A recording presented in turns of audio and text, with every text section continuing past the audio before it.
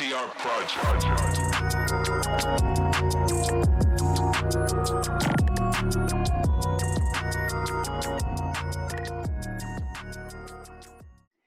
Hey everyone, thank you so much for sticking around. Thank you so much for all of you guys who attended our conversation with Sonam. Here we have someone very, very special. I'm super excited for this session. We have Ayaz Basrai from Studio Bus Ride joining us all the way from Goa. Ayaz, welcome to Gap Talks 2020. Nice to be here. Thank you so much for having me. Ayaz has been like one of our biggest inspirations and someone who I was like totally fanboying when I first met because I've been following his work when I was a student, and then I got to meet him in person and like, Shit, and not that old, man. So, but anyways, it's super special to have you here with us. So My pleasure, man. Thank you so much for having me. yeah, so I how's love it what you going, guys are Ayaz? doing. It's going to be so much fun for for the emerging art community, and so props to you guys, man. Thank you so much, Ayaz. Like, I mean, I was actually, when I was messaging, I was like, wondering, like, he might be busy. Will he be, like, available at this time and everything? Because we're just like a tiny community over here. And I was so excited. I was so happy when Ayaz agreed to come. I was like, yes, finally. No, I think it's the best. We need to wait for the next pandemic to organize all kinds of virtual seminars, man. Absolutely. I think this pandemic has been like the biggest blessing because otherwise, like I don't know when else would have been able to like get such a diverse variety of speakers from such different parts of the country and the world at the same time to share their work. And yeah, we're super like kind of consider it like weird luck that we are able to like meet each other this way and have this knowledge exchange in this fashion. So Ayaz, how do we do this? Cool. Would Awesome. you like Looking to forward. share some of your work first and then we discuss, or Yeah, I think so. I think what I could do is I could, so, the thing is we're also dabbling with this kind of fairly new, discipline called speculative Right. fiction. And I Right. thought that would be interesting to share because, it's a lot of output is really kind of, provocative visuals. So Yeah. I thought I could share with you some of, and also I thought I'd maybe talk a little bit about the grammar of why we're doing this in the first place, because it's a bit strange. Like a lot of times you get asked questions like, I mean, what's the point of all of this, So I thought maybe there's I could start with just that and I'll try to zip through it so we have like, time to chat. Awesome. Super. Yeah, cool. So I'm just going to share my screen. Just one second. All right. So I'll mute. Is this visible? Yes, it is. Perfect.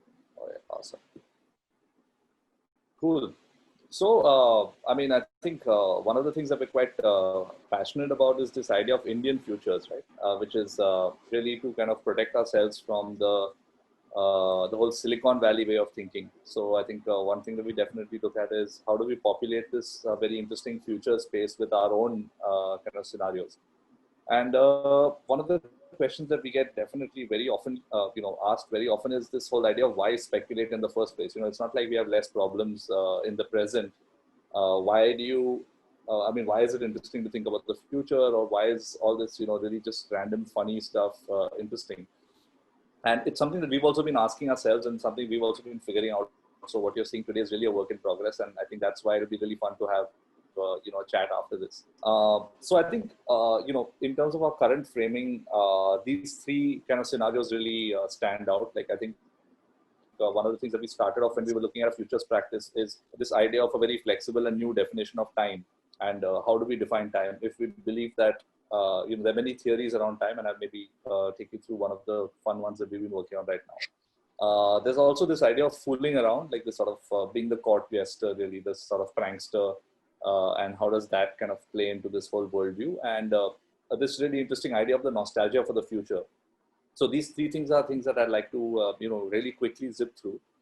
So in the first situation where you have this, if we had to aim towards a new definition of time, these are the two kind of diagrams that are really kind of they sum up our worldview on time. So the one on the left, you have this notion that the past is behind us, the future is in front of us, and we are on this kind of a static journey going from the past to the future.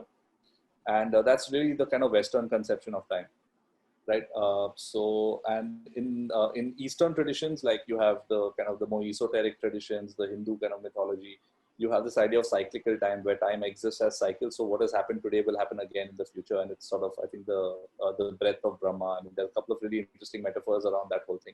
But what we felt is both these definitions don't really do justice to our practice, because they assume that we are on a static journey of which we have no control, right? So there was this other really interesting metaphor that popped up in one of our labs that we used to run in the studio. So there's this amazing individual, Professor Chaya from CEP, who just kind of dropped this pearl of wisdom and left.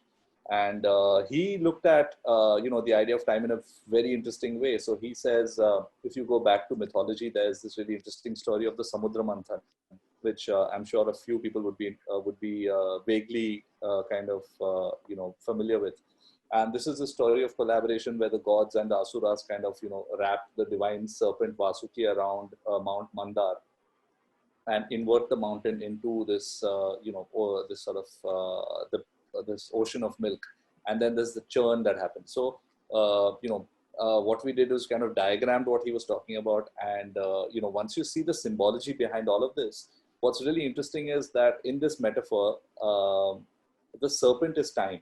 So Vasuki is time, and the three coils are actually the past, present, and the future. And what the serpent is really doing is to create a collaborative, kind of framework in which two opposites can speak to each other. So for me, that was a very empowering definition of time. And what this does is it gives us certain emotive qualities of time, right? Like, which we don't normally assume when time exists on your watch. Time is almost dispassionate, like time doesn't have its own emotion. But in this story, time holds emotion, so which is very interesting to look at. Also, the fact that time is a churn, that time is always being negotiated. Like, there are two people who are pushing and pulling time. So time could feel faster and feel slower at different points of time because of this emotive quality. And I think this is something that we experience very heavily in creative practice. Sometimes you're in the middle of something and time seems to zip, like the whole day has gone by, very fast. And sometimes you're doing something you probably don't enjoy that much, and then you have a much slower experience of time. And this idea of time being an ever-branching story. So the present is an instant, and you have multiple histories and multiple futures. So for me, that was very empowering to kind of bring to our futures practice. The second thing is this idea of humor, right? So what is the place for the fool in design practice? And if you go back to our own traditions with the way we have engaged with humor, it takes you back to these really fun stories about Akbar and Birbal, where you have this sort of really benevolent ruler, and he's accumulated this kind of, almost like a design office around him of, extremely talented kind of individuals. And the court jewel is actually this guy called Birbal, who is, for all practical purposes, the fool. He's the jester. He's the kind of, but the jester is the wisest person in the court. And what we realize is there's almost a direct translation with our current kind of political situation, where you have this propaganda of fear, and you create a very paralyzed public. Like you create a public that has a sense of paralysis, that you can't really do anything to engage with governance. So you can't really do anything. And because of this climate of fear, what you actually start neurologically searching for is a savior figure.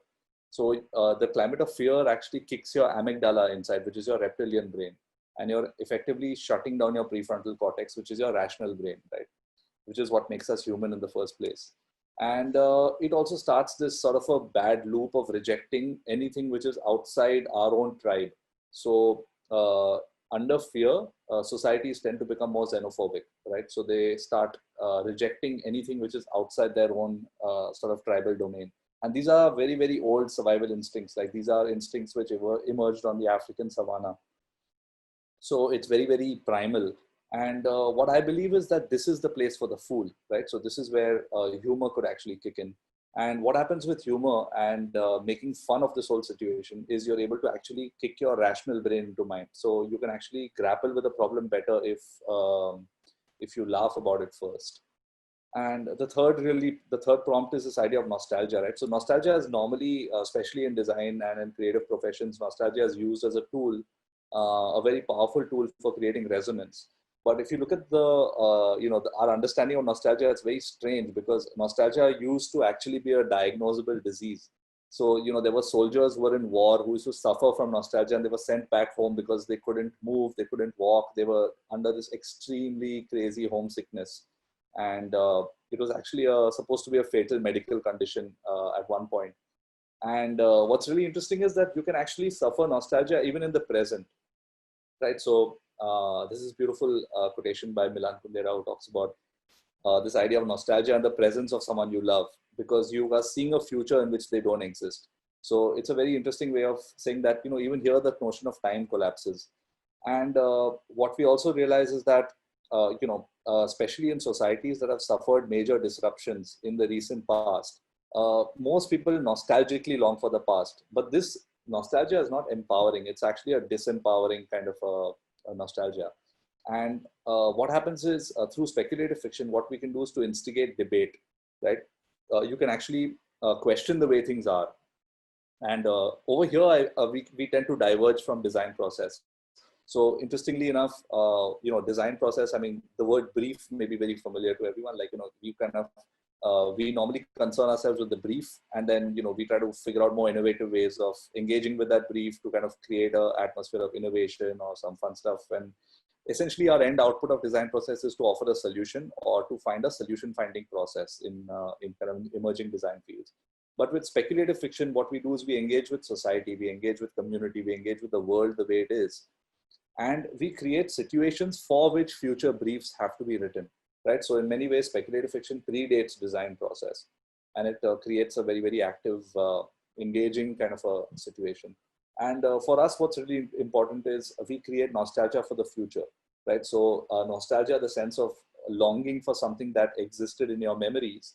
If through speculative fiction, you can create a future memory, then you actually start longing for that future, and you start then gravitating yourself towards that. So essentially, in this framing is where we locate our practice today.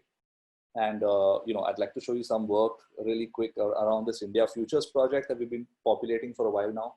And this is something that for me, speculative fiction started back in 2003 with my kind of thesis project, which looked at this kind of an environment that was between the real and the virtual. And in understanding that, a lot of really, really interesting readings came out, and it's been with me for like, the last, I guess, 17 years or so. And it's not got boring yet. So we're still kind of doing a lot of work in that. And so with the India Futures project, I'd like to take you through maybe just 3 big prompts to kind of, seed some thoughts for our chat. One is this idea of beautiful problems, right? This is something that we've actually lost as a culture. And I'm sure the more you look around in your, in your immediate surroundings, you'll find many, many examples of this. So this is the Chand Bauri in Rajasthan, a beautiful stepwell, right? And if at its heart, what the Chand Bauri is trying to do is it's trying to solve the problem of aridity, of drought in a region where rainfall is extremely scarce and surface water doesn't exist. So it's created this extremely beautiful resolution of a community space where, women primarily walk down towards the water. As you walk down, the temperature drops. It's, an architectural marvel. It's got a sense of beauty and symmetry in it, which is almost otherworldly. And we term these beautiful problems, right? So essentially a beautiful problem is a problem that has its solution articulated with exquisite beauty. Right, so the problem of isolation, for example, has been tackled by old temples, right, and of creating congregation spaces, of creating spaces where people can actually come and meet each other. And what's happened is that beauty and craft has been at the center of these kind of problem solving. But if you look at today, like what we're solving, how we're solving problems today. So this is our solar parks. Like this is how we are harvesting solar energy today, which is essentially massive land grabs. And these are just some statistics from one of Asia's largest solar parks in South India. So, to kind of harvest 650 megawatts, we're looking at almost 2,500 acres of land. And it's a crazy amount of, technology, money, budget spent in this. But beauty and community is nowhere to be seen.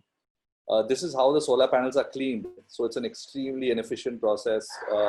If you don't have access to a clean water source, the efficiency of the panel drops by 25%.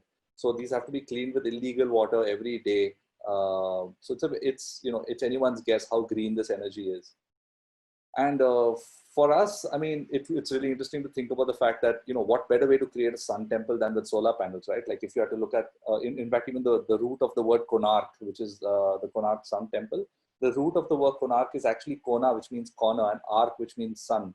So it's almost an invitation to build our emerging sun temples with solar panels.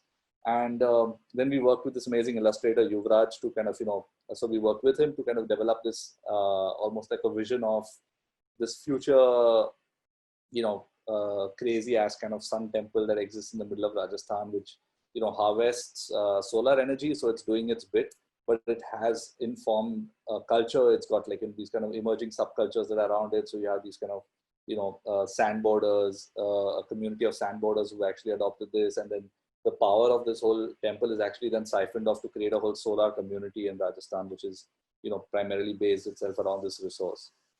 And this is something, obviously very contextual. So we were starting to think about what's after the pandemic, what are the kind of things that we're going to be left behind with.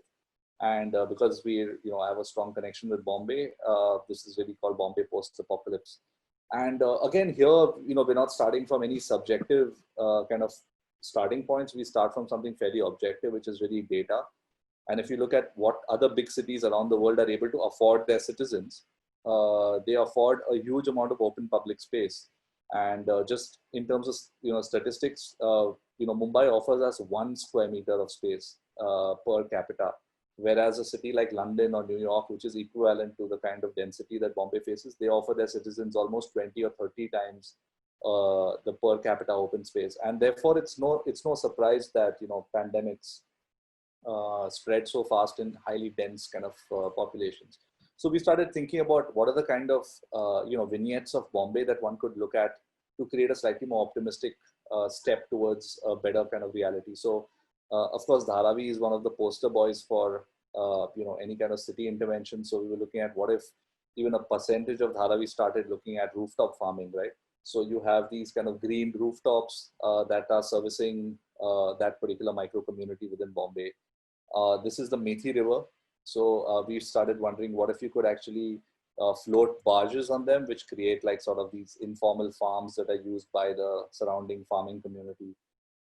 We started also looking at, say, for example, if one had to create a massive pedestrian layer on every single rooftop in a large precinct. So what are the kind of informal connections that one could make using these kind of elevated navigational systems?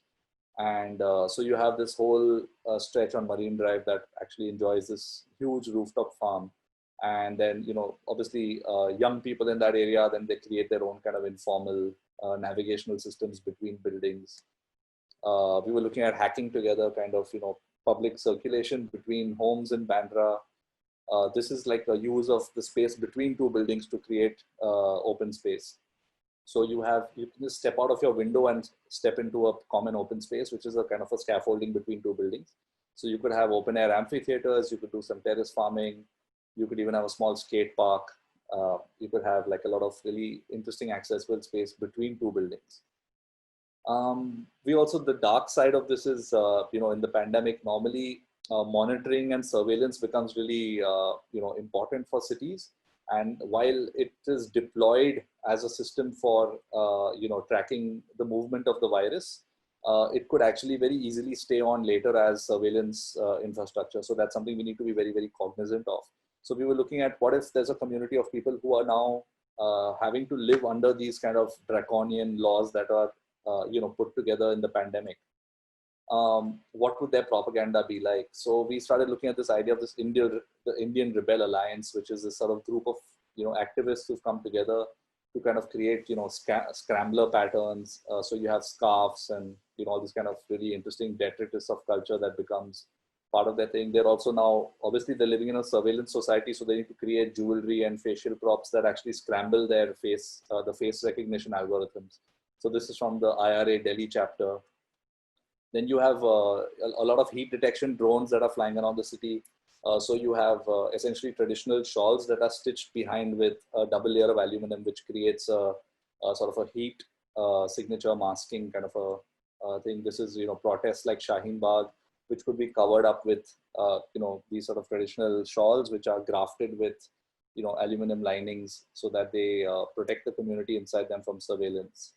And these are kind of secret meetings in the forest, which are then monitored by counter surveillance drones. So you have drones watching other drones that are kind of saving activists in the future. And this is the fun one. This is called Statues We Need. So, essentially one of the really interesting markers of culture is the statues that we put up, as a civilization. So I think what one is not questioning here is the motive need to build statues, right? Because that's fairly old as a culture. I mean, we've been building statues as a culture for the last 35,000 years. But what one is looking at is who is commissioning those statues, and what are the how much is the money that is being poured into these kind of things, right? So if you look at one of the very enduring images of regime change, it's actually when statues are toppled. So this is Saddam Hussein toppled in 2003. This is the Bamyan Buddhas that were demolished by the Taliban in 2001.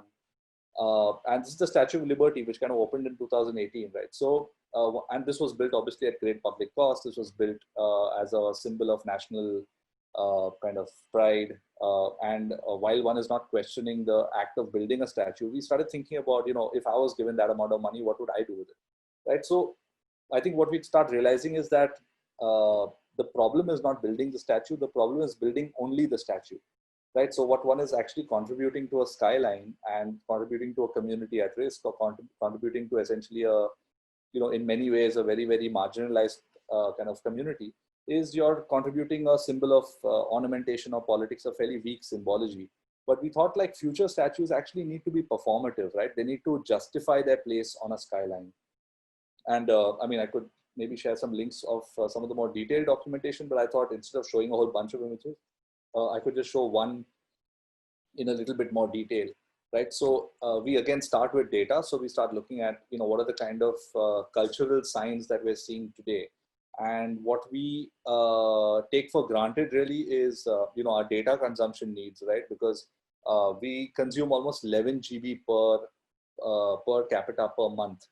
And this was in 2017, and I'm sure the pandemic has actually seen a rise in our personal data consumptions. So this actually puts India even ahead than fairly kind of developed markets like the UK. And we started thinking about how do you actually have a much, much faster, more responsive, data center. So for example, right now, when we pull, our own email data or our image data off the cloud actually is on a server somewhere in the US, right? We don't see these data linkages as something that is a big part of our public imagination. But we don't have a sovereign data center. Like, we don't have a data collection place which is owned by you and me. So effectively, if there is some new legislation that comes up in the US, all your data is parked on a server there. So what we're looking at is increasingly in the future, cities are going to have to handle their own data, are going to create localized servers that you can actually, save people's data on those servers.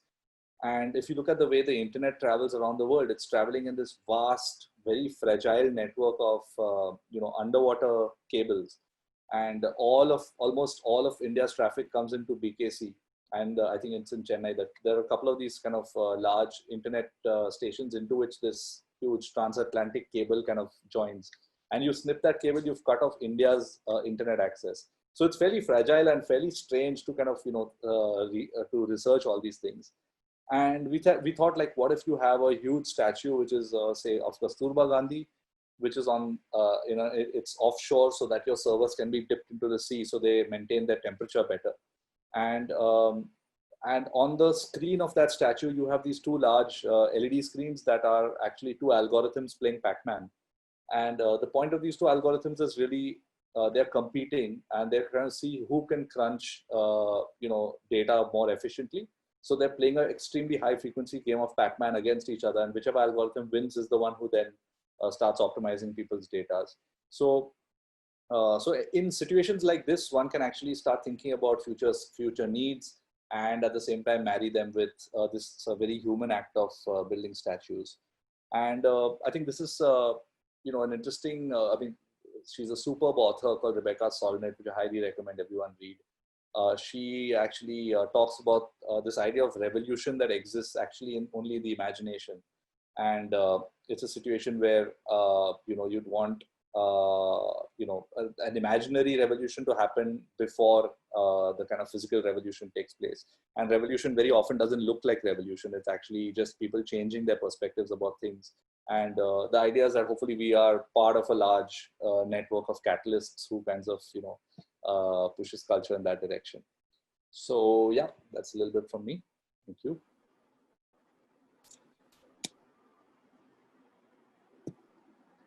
Wow. Absolutely. I need a few minutes to sort of soak it all in. But man, this is like a really like insightful and like, depth of work that you've done over the years. And like, I love how your research and your thinking is borrowing from so many sources at the same time. You're borrowing from mythology, you're borrowing from like uh, the current scenarios, the urban practices as it is, and a lot of it is so practical is what I love. Like it is not fantasy like it'll happen sometime like that. It's not like that 5,000 years later. It's not, it is very believable. Like a lot of the materials and a lot of the solutions that you're thinking of, it is like it's very achievable in the near future. And one thing which I really love about just the phrase that you use, right, nostalgia for the future, it is very beautiful because it gives you sort of like some sort of like a control of the future also. You're giving people that you create your own future. And this made me think like what you are doing with your series on speculative fiction is you're giving people this opportunity to carve out a new future. Um, more optimistic future. And Yeah. that made me also reflect back that a lot now, ever since we entered 2020, right, we've just been getting bombarded with all this like news of like which everyone is comparing to. Oh my god, it's like a cyberpunk dystopia. It's so dystopic. We are in like the cyber like this is Blade Runner. And it made me think, I mean, like for so many decades now, we've had authors and uh, creators and filmmakers creating this dystopic vision of like 2020. In the year 2020, 2025, this happens, civilization collapses, humanity is wiped out. That maybe in some way we're sort of conditioned ourselves to like just fall into creating this reality for ourselves. And what I love is you're giving the people the opportunity that it is possible to have a brighter and hopeful future where uh, we are like going in tandem with technology and also human development at the same time. It doesn't have technology, it does not have to come at the cost of human development. So thank you so much for sharing that, Ayaz. Like we are also being joined by a fellow co-founder of Gap. He is Prantar Tamuli. Do you want to give like a short introduction to yourself, because he's also doing amazing work in the field of architecture and bio design and research. I asked him to come on board because I felt like there might be some interesting ideas exchange between all three of us. Right. Hi, Ayaz. I think this was a mind-blowing, quite intense presentation. This is one of the best, most inspiring things I've come across in a while. So I'm just to give you a small background. I'm actually trained as an architect, and I'm currently studying at the University College London. I'm studying bio-integrated design. And this is one of those emerging fields where we are talking about integrating biology. And so it's a cross-disciplinary field between architecture and biochemical engineering. And we are talking about how we can integrate biology, technology, and architecture. And a lot of work that we do is speculative and towards the future. And I think one of the first things I realized, I feel lucky to be here first. And then one of the first things I realized being Indian, coming from Guwahati and Assam and being here, is that a lot of these work that happens in these Western so-called leaders thought leaders, institutions like these UCLs, MITs, what they do is they essentially project and talk about the future, and they assume and they project a vision of the future. And then the rest of the world, sort of like us Indians, we always kind of like, okay, take that vision that they have given Yeah. us and move towards it. And I think one of the things that is absolutely missing in our Indian community, and I'm so glad like to meet you here. I think in true sense, you are one of the Indian visionaries in so terms. Like, and I think in times like ours where everything is changing, there is one thing about changing the old systems, but there is another thing about moving or putting in new systems or new directions in which we are going. And if the two does not come together, then we are sort of hopeless. And I think that's why it is so important to have these kind of visions of where we are moving towards. And in the work that you are doing, I think it is amazing because most of these Western visions do not have sort of the culture. They have technology and they have all these kind of economical things, but they do not have this culture embedded. And I think in your work we can like so truly see the Indian culture being taken to a futuristic place, and I think it is absolutely amazing. No, I think it's and just to respond to what you're saying, it's fully I completely get it, because I think a lot of the futures that we've been fed through media, through Hollywood, through publications, like most of them actually take a fairly San Francisco outward kind of a look at futures. But there's something really interesting. I'm really bad with names and figuring out where what has read. But I think someone said something really interesting about the future is already here. It's just not evenly distributed, right? So the point is that actually we're going to live in a fairly polyvalent future, right? I mean, the future is not a destination that everyone is going to reach at the same time, at the same pace. It's actually it's a vast number of branching out possibilities from the present. So no step is small, right? I mean, no step is inconsequential. Like if you look back at any big revolution, you'll have I mean, say the Black Lives Matter movement is a great example, right? Like one single incident, one single death, and then it sparks off this massive cascading effect of just public consciousness and sort of engaging with the same issue but in a new way. So I think it's exactly what you're saying. I think one of the things we need to do is really decolonize our minds first, right? Because what the West has fairly successfully done in the past is to colonize countries with processes and trade and economics. But currently, the colonization process is happening through cultural output, right? I mean, you're actually trying to spread. I mean, most of us lose touch with indigenous languages, food, and what's really interesting is I think we're also now part of a sort of a flowering of a more Indian Renaissance in general. Like, if you look at your phone today, there's a chance that you'll be listening to mostly indie music. You'd be listening to, and this was not the case, 15, 20 years ago. We'd be listening to like Top of the Pops, Billboard kind of exports at that point. But today, like, especially on my phone, it's my friends who are producing the music that I like, right? So, and I feel like design and architecture has a lot to catch up on in that sense. I think we're also, I think in that sense, I envy the artists and the musicians because they have like a 1 or 2 night cycle for producing artifact, right? In design and architecture, we tend to manifest after 8 to 10 years, right? You have an idea today, it's going to take you 5 years or 6 years to build out that idea and this thing. So I think if architects and designers are not thinking about the future, then we are going to, we're going to trip ourselves up. Like we're going to actually be you're going to be outdated by the time you even start thinking about how to build what you have in mind. So we run on a very different timeline. And I think the power of speculative fiction is that we can engage with both those speeds at the same time. Like your mind doesn't need to slow down. Your mind can race as far ahead as possible. But the rest of your practice will take some time to catch up, right? Because by the time you build out those things that you've already speculated about, the two time trajectories are kind of interesting to articulate.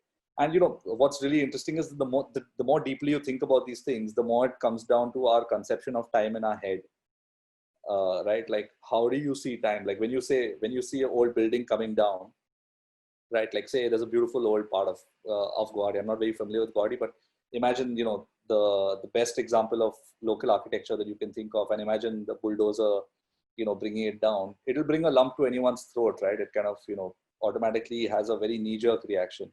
And that's because of a very, very, it's a very deep-rooted sense of time that this is not going to come back, right? Like, but if you believe in a cyclical circle, you will not have that reaction.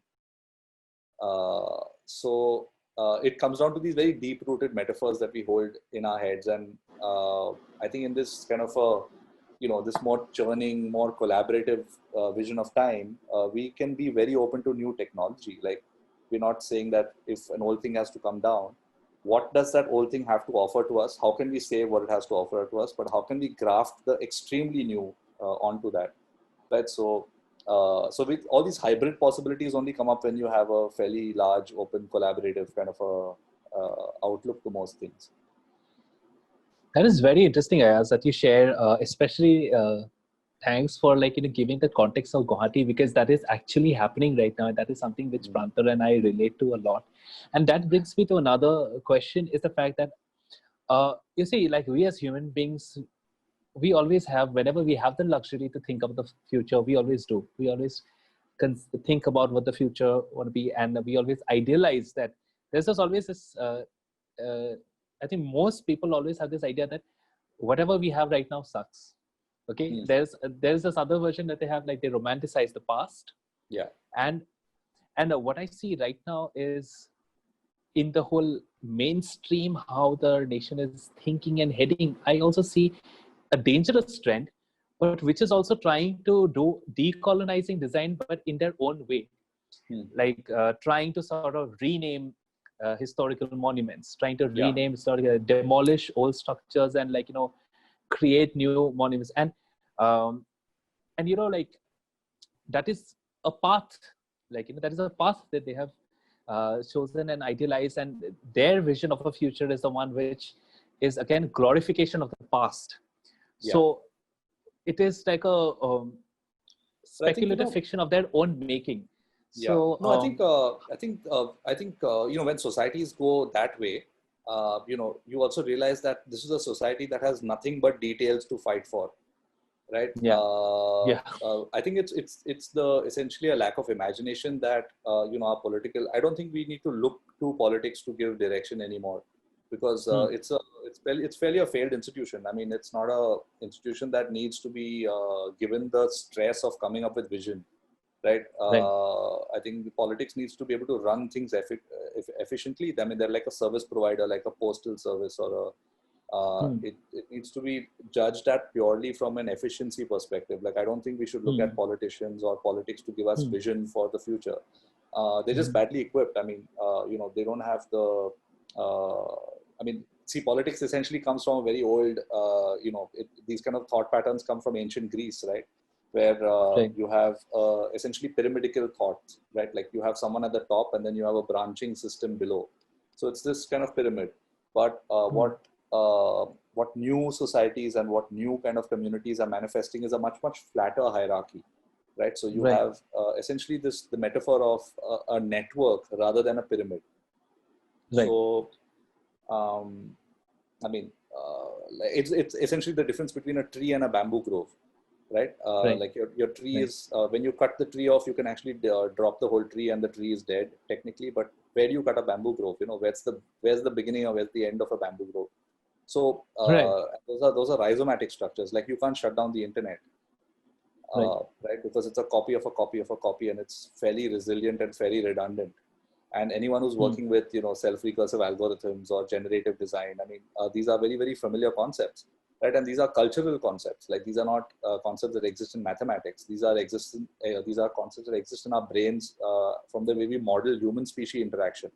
So, I mean, and these are very powerful worldviews, but they collapse existing structures by being able to manifest. So, I think even we need to tread carefully, because when you pull the rug out from underneath society and say, okay, everything you've thought is wrong, it's a very cathartic process, right? It's a very cathartic process. So I think it's a bit of a generational curse. Like, we need to live through this for a little longer, have patience, and at the same time speculate far enough into the future so that you are actually seeing where things, one of the powers of speculative fiction is that it forces us to engage with the extremes. Right? Like in mainstream design practice, you exist in a very, very small slice because you have multiple regulatory kind of things that kick in, things like budget, timelines. I want a fantastic thing, but actually ek hi raat mein banane ka, it's like that sort of a thing. Or client vision, or there are so many other things that will cut down your deliverable to become a very small slice. But in speculative fiction, there's no client, there's no budget, there's no, it's the limit of your own imagination. So I'd say, for anyone who's in the creative profession who, is either listening to this right now or will listen to it later, the point is to work extra hard and to do two solutions, right? One is your narrower spectrum solution, which is going to cater to what it is that you've been tasked with currently. But one is the full extended spectrum, like, how could this go? How could this idea change the world, or how could this idea destroy the world? I mean, so we look at the full spectrum of possibilities within speculative fiction, and these are fairly quick exercises. I mean, you just need to be constantly reading, constantly keeping your mind prepared for, where the next kind of input is going to come from. And what I really like about when you shared also that the power of speculative fiction is also, it's very decentralized also. Like, like you just plant this idea. I think today you just planted this idea, and I can already see my brain racing, and I'm guessing all the attendees, they're also thinking, and it can take any form.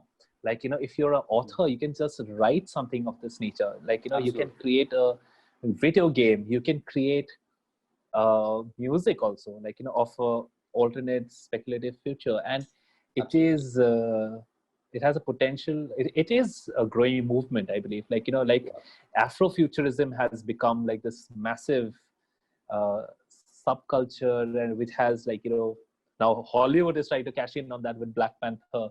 Yeah. But it started with the same very idea of decolonizing African thinking systems, looking back at the roots, and looking at civilization from that perspective. So, and there's also like maybe one of the riders on this whole thing is that it's very important to stop to not become fearful of the other, right?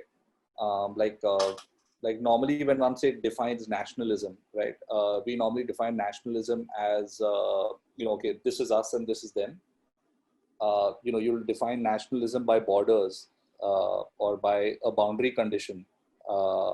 Not necessarily by the love of your countrymen, right? It's actually more to love your neighbor, not hate your, hate who's the other person who's not you.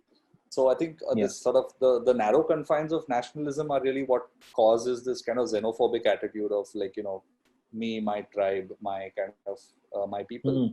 But a more kind of pluralistic kind of a view on this, that okay, there are, I mean, obviously Yuval Harari is like the best proponent of this, that he looks at sort of global problems with global solutions. Like, you can't tackle the kind of things that we're going to be faced with as a culture. I mean, the pandemic is a great example of this, right? I mean, how does one country tackle it? I mean, we're living in a very different world now that we were like 100 years ago.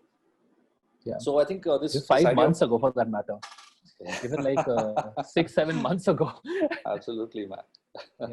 And it's actually, the pandemic is not even caused by the virus as much as it's caused by international travel patterns. I mean, it's this virus could have come and gone in a small village when no one would have known about it. But it's mostly by our lifestyles. I mean, it's the fact that we have limited access to open space and health, and crumbling infrastructure in most countries. So I think it's a manifestation of how broken the system is, right? And if one, I think that's where the big work needs to be done for, like, rethinking these situations, seeing how to make these things more robust. Right. I think just to add to some of these points that Abhishek and you mentioned, like when we're talking about this idea of culture, and then there is one way of looking at it is how we tend to like sort of hold on to it and want to move back and old, and therefore we have this idea of preserving our community, or becoming more closed off as communities and trying to scared of changing. And then I think what the West kind of when they speculate the future, they kind of, like you said, pull the rug under our under us. So we said that no, we don't want the culture, so that we don't have a culture altogether. We just keep moving forward. Yeah. And in that case, I think we are left with a very hopeless situation. But when you say like there is a very powerful way, I think, in your work where the culture sort of empowers the future, and with concepts such as when you talk about this time, because this, when you said like the Western idea of time is this singular direction with no link to the past. And in that case, when we now look at the future, we're so scared of it, like we don't know where we are going. But if you look at, if you, like you said, if you look at this Indian conception of time, that it is cyclical, we're sort of, it's very liberating that at this time, it doesn't really matter. It's always going to come back, and probably you're going to again take birth, or, you know, then if you exactly. have that kind of an cultural mindset, and then the future is not so scary. You feel liberated to probably like imagine, do things, and even if you make mistakes, it's always going to get probably turned around in the cycle, and that's freedom. That's quite hopeful, in fact, I think, and that's very powerful when we do, and in your work, I think, from this kind of a speculative Indian valued future. Yeah. Cool. I think Prantar in a way answered a question that I had. Is I want to ask Ayaz is, you know, like again, like, you know, when we are as creators, whenever we are working in speculative fiction, we are also not working in silos, right? We are constantly getting bombarded with what is happening around us. And Absolutely. off late, especially in the past 6 months, there have been so many cases where people's mental health have taken a toss because there is this sense of hopelessness that has come in when they're just, you know, now not going out, they're stuck home, and they're just looking at the world around them collapse. And every day there's like Amazon is burning, Korea is burning, Lebanon, and this and that. Then you just feel this loss of hope. Ki, you know what? I am so insignificant. I'm just a small thing. Nothing is going to matter. And it's very easy for us as creators to get into that zone, you know, this sense of hopelessness and everything. So I want to ask you as someone who's been working on this for so long, like, you know, how do you keep yourself, you know, in that zone to keep on doing what you're doing, you know, keep on like, you know,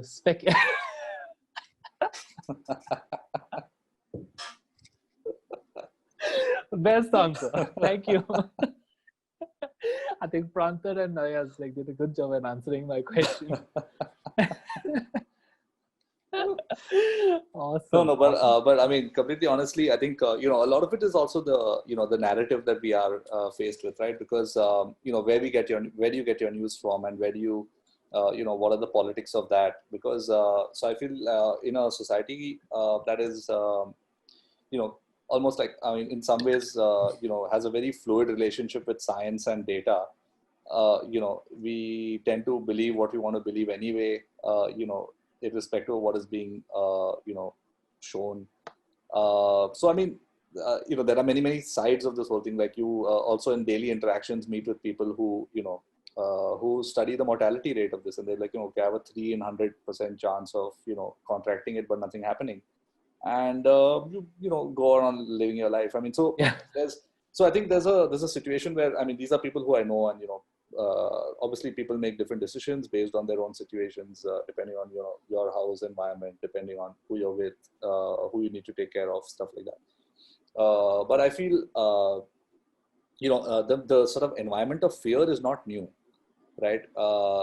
Any kind of I mean, if you look at the, say, post 9/11 kind of you know, back in 2001, Fox News was broadcasting this thing of every day, okay, red alert, orange alert, yellow alert, red alert, orange alert. I mean, you know, it was like a, you know, saying, okay, today there's going to be possibility of something, or tomorrow it could be open.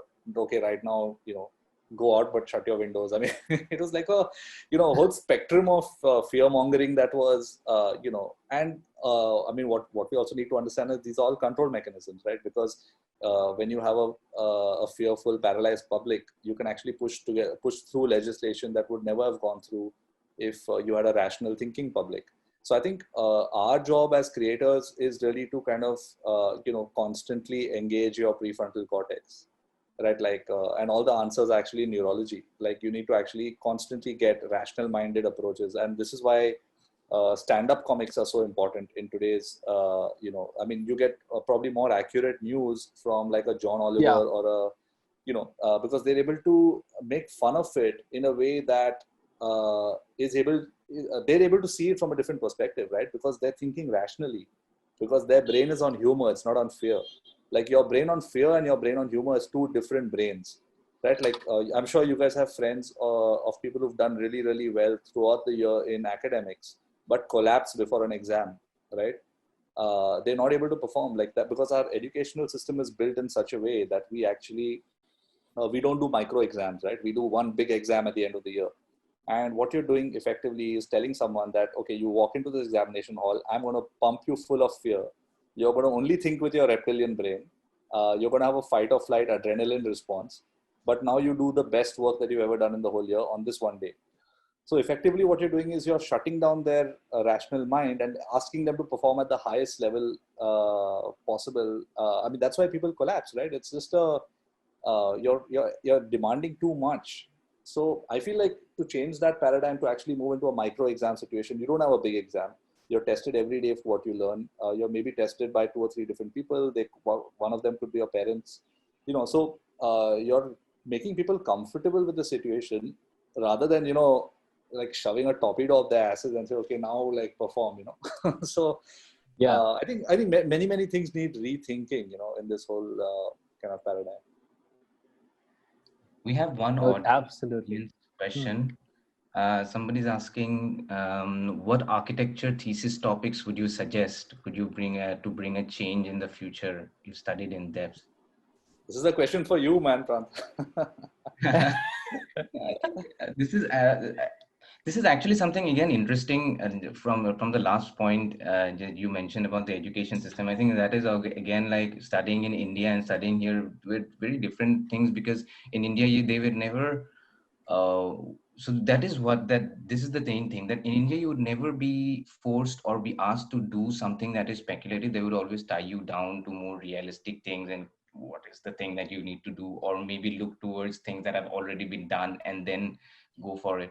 But then being actually imagining a future scenario and doing it, I think this is not a question. I think we should directly take inspiration from the work that you are doing and then imagine briefs and then do it. I think that is I really believe in the kind of work that done by you. I mean, and also I think just to add to what you're saying, Prantha, I mean, I think one of the things would be, if you are to, I mean, obviously you can't suggest a specific direction, but one of the things that you could do is to prioritize a project that allows you to engage with as many different people as possible, right? Like, so it's a project that is not constrained within the silo of architecture. Like it doesn't make, I think Bucky Fuller had this really interesting thing. He said if humans were meant to be specialists, they would be born with microscopes and not eyes, that you would have to, you only look at the world like this, right?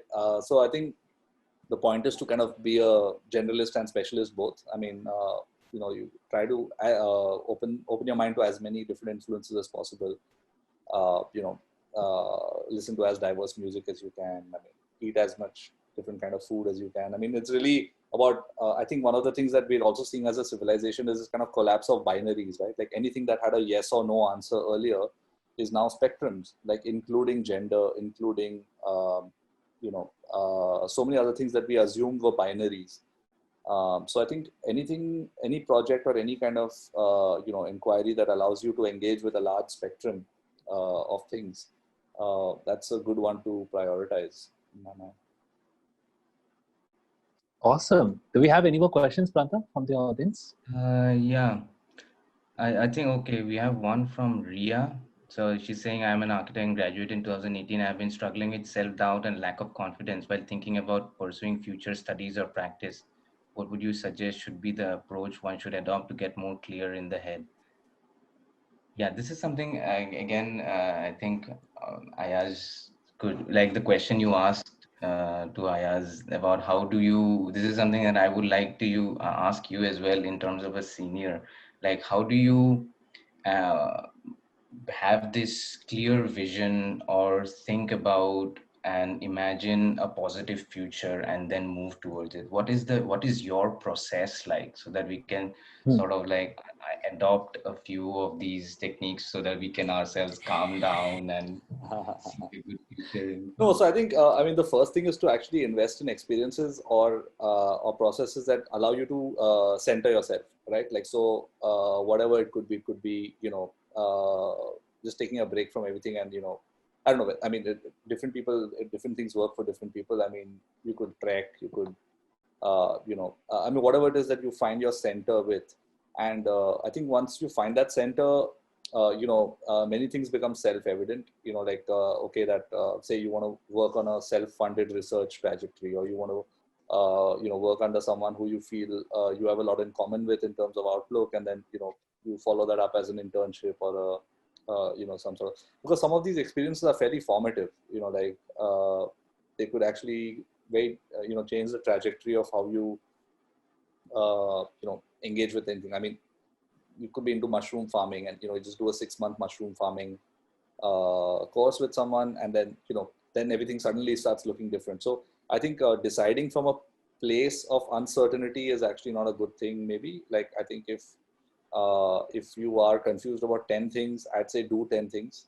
Do those 10 things for, like, say 2 to 3 weeks each, and use those experiences to inform your decision, rather than having some sort of preconceived notion that, okay, this is going to get me more money, or this is going to work better. Because frankly speaking, I mean, in many ways speculative fiction is also a waste of time, because no one knows what is going on, right? The only thing that we're trying to do is to populate a spectrum of possibilities, right? For you to then select your preferable futures from there. Like, do I want this, or do I want that? Do I want this, or do I want that? So, and the idea is to collapse this binary of saying that, okay, the future is somewhere that all of us are going to reach. It is techno-deterministic. Technology is going to determine where our future is. Technology is not going to determine where our future is going, right? Like, culture is going to determine where our future is going. So the more involved we are in culture, in emerging culture, old culture, whatever it is, that it's very interesting to see how, things like music propagate, right? Like, so, I mean, on my own, I listen to a lot of Qawwali, and you realize that, you're listening to something which is 700 years old, right? So how is that culture propagated? It is not propagated by consistency, right? It is propagated by every single day practice. Like, whether you're performing or you're not, it's a way of life, right? I mean, it's this idea of the gharana, right, where people have to join your gharana, and then you become like this extended family, and then there is esoteric wisdom that is imparted. I mean, it's a beautiful way of manifesting an institution, right? Something which is super resilient, super long lived. Like, I think we haven't discovered those models in architecture and design practice yet, of this idea of having a design gharana, for example. People join you when they love your ideology, and they want to do, they work with you, and they do this and that, and then they go off and they become their own maestros, and they have their own stages and their own performances. So I think this sort of, to draw domicile boundaries here, saying that, okay, this is my practice and nobody else can be part of it. And I think things like IPR, protecting your design, I mean, it's all fuck all. It's like, it's all in the past. I mean, none of it really matters in a world like the way, I mean, in the world that we are inhabiting right now.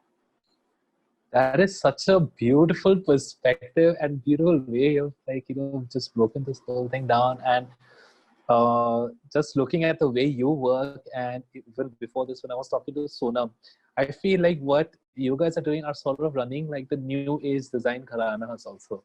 Like what Sonam was also telling me, like, EcoStream is like this family, and people come there and then they go and start their own thing.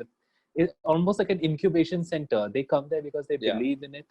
They believe in the vision and what they work, and then they go ahead, and that's just like, maybe just look at it from such a more nuanced way. And anyways, I think we're sort of like, coming to the end of the session. Pranta, do we have more questions from the audience, or? Yeah, we have. Ayaz, do you want to take another question? One last question? Yeah, sure. Yeah, we have from Shantanu. So the process of utility of an event sort of gives the way to a series of explosions. This domino effect of events, which is somewhat of preordained organic nature, like you said, hierarchy, then a pyramid.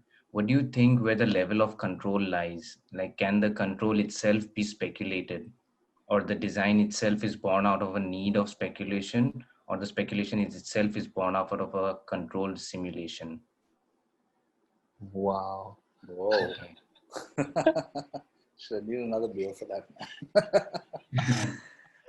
No, I mean, so I think from what I gathered, I think it's really about this idea of where does control lie in a decentralized system, right? I mean, I mean, you just need to look at examples of decentralized systems to realize that what they've managed to break is the illusion of control, right? Like pyramidal systems are built on control mechanisms. Non-hierarchical systems are built on the backbone of collaboration, right? So you have, I mean, you can look at hundreds of metaphors, right, from biology to, to governance. Like, for example, I mean, the best example is like, the Indian government is an example of a hierarchical system where it thrives on control, right? To climb up the pyramid, you need to start at the base of the pyramid, which is your village level panchayat. Slowly go up. If your doubt or query is not met, you go up one more layer, then you go one more layer. And eventually, if your doubt and query is not met, you will either reach the Supreme Court or the Prime Minister. That's really how it kind of works in a pyramidal system. A really great example of a non-hierarchical governance system is Al-Qaeda, right? So there are multiple heads, multiple chapters, multiple organizations, multiple this thing. What they only have in common is some sort of a common ideology that is fairly fluid, and people manifest differently in different places. And it's very, very tough to find out who is the head of Al-Qaeda. I mean, where does the power reside, right? The power resides in the idea, right? There's no certain relationship that holds power. It's like, I mean, also, like, say, within neuroscience, right? Like, if you're undergoing a brain surgery, you would assume that you can remove parts of the brain, and that person would suddenly stop, behaving in some way. I mean, obviously, it happens once you remove huge parts of the brain. But what we're realizing more and more is that the brain has a lot of redundancy built in. Like, different parts of the brain will overcompensate for another part that has been removed. And this is the characteristic of a dispersed system, right? It's a decentralized system. It's a rhizomatic system, so to say. So these systems are extremely robust. They don't work on the principles of hierarchy and control. They actually work on a principle of interdependence. And so the intelligence is not in a node. The intelligence is in the connection between two nodes, right? And that is very, very tough to sever. Yeah. So, I mean, I think another. So I'm sorry. No, go for it. Say something. Another, I think, example that I thought of while you were giving the examples of Al-Qaeda and everything is like folk traditions, right? Like folk traditions, like when you come to Assam or Northeast, anything, there are vibrant traditions of, say, weaving and music and dance and carving and everything. But you can never pinpoint, like, there's not one guy who invented the gamusa, right? There's not one guy. The gamusa is the traditional scarf, scarf that we have. But like, it's just passed down across a network of people, and then, like, region to region, they have certain, like, variations and everything like that. And it just has been passing down through traditions, even like folk music and folklore in terms of stories. You never know who's the author. You often have like people who have collated it from like oral tradition, but there's no single author of these things. So I think one way to look at this decentralized system is to again look inwards, look at our own culture and our own folk traditions to see how it works. And again, there's no IPR in folklore, right? There is no IP in, and you have really and so, I mean, one of our big areas of research and work right now is this future of craft. Which is really so one of the first things we did was actually stop trying to define craft, right? That's the first sort of step, and the next step is to understand that craft is actually a set of shared values, right? Like if you are a craftsman and I'm a craftsman, I could be a digital craftsman, working with code or working with DNA, and you could be, like a leather craftsman working with scraps of leather or but the commonality is actually the intangible values that we share, and anyone can then be a craftsman. So it's exactly what you're saying. It's the grammar is completely different. Like the grammar emerges in retelling, right? Like you have, and the same grammar emerges in folk music. Like I mean, the same, in my experience, Qawwali, right? Like you have certain Amir Khusro Qawwalis that have been, probably sung every day for the last, I mean, how many over 400, 500 years.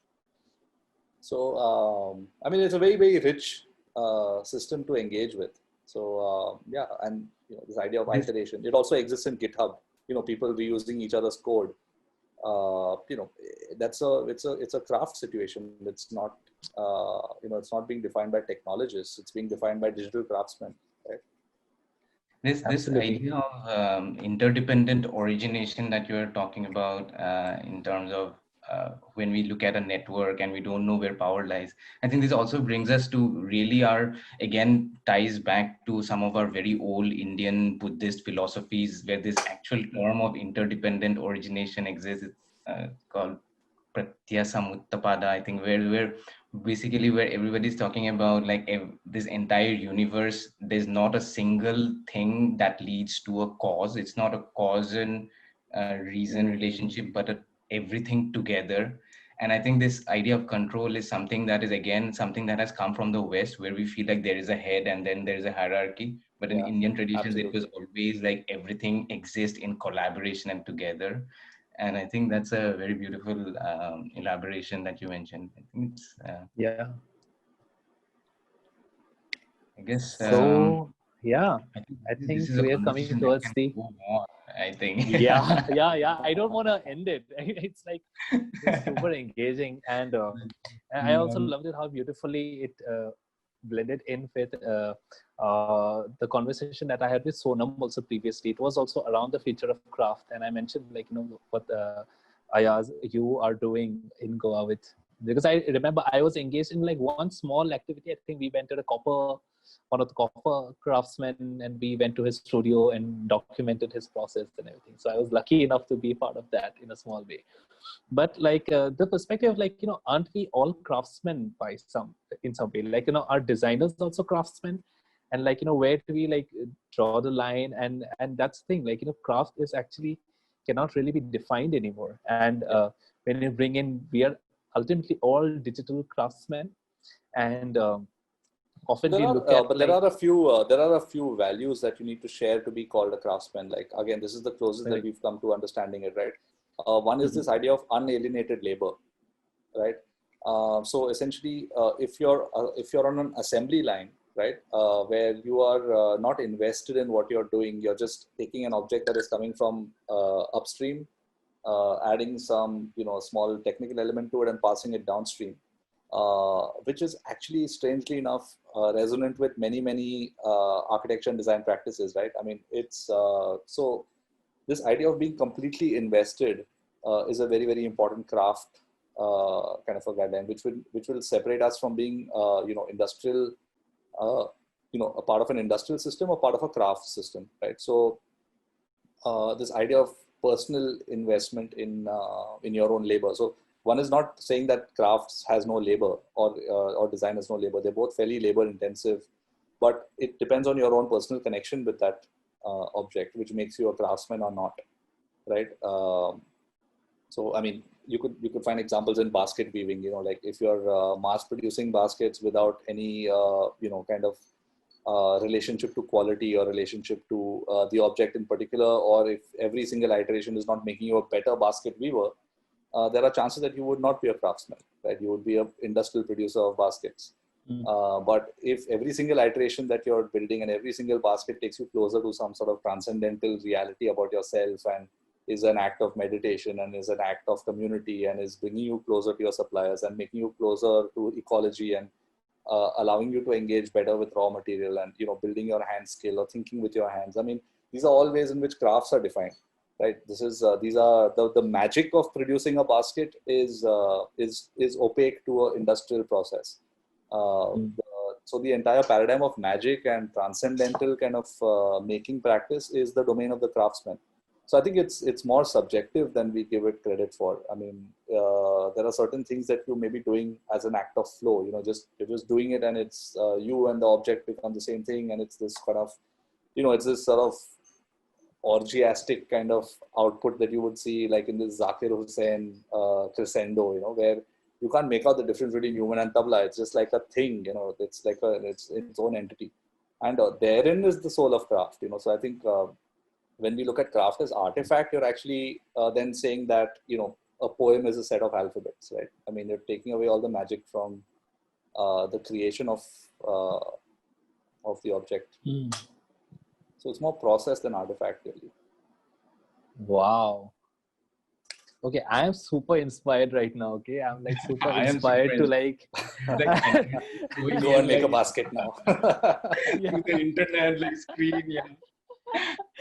Like full on speculate right now. But anyways, thank you so much, Ayaz, for this like really wonderful, insightful, in-depth session where we just deep dived into the world of speculative fiction. I think there was just so much to soak in. My like notebook is just a bunch of scribbles right now, but I'm gonna just reflect on this thing for I think days to come from now. And I believe like all our attendees had a really good time. Thank you so much once again, Ayaz, like for coming online with us. Thank you guys. Thank you for having me, man. It's been amazing. Thank you so much. We have some comments here saying intense, mind blown, absolutely brilliant. This was insane. Like, that's for you, man, Prantar. This is coming for on the guys. Like while you're at it, please, if you guys are not following Studio Bus Ride, please do. They have some amazing publications also that they release from time to time. I always find it very helpful to like just keep my brain juices flowing and like keep myself inspired. So like do that. They have some amazing work doing. Always a pleasure to just see Ayaz at work. And I miss you in Goa, man. You need to come back. Yeah, the moment this thing ends, I'm like, you'll find me in. I have a whole list made now: Sikkim, EcoStream, then Goa. All right. Awesome. So thank you very much. Thank you. Yeah, I think that's the end of our session, guys. Thank you so much to all of you who stuck with us today from I think 2 o'clock onwards. That was like a really long and intense day. Apologies for any like technological glitches that might have happened. We will try to fix it. But stay tuned tomorrow. Tomorrow we have some amazing speakers as well. And yeah, all right. Good night, everyone. Thank you. Bye-bye. Thank you, Ayaz. Bye-bye. See you. What are your projects?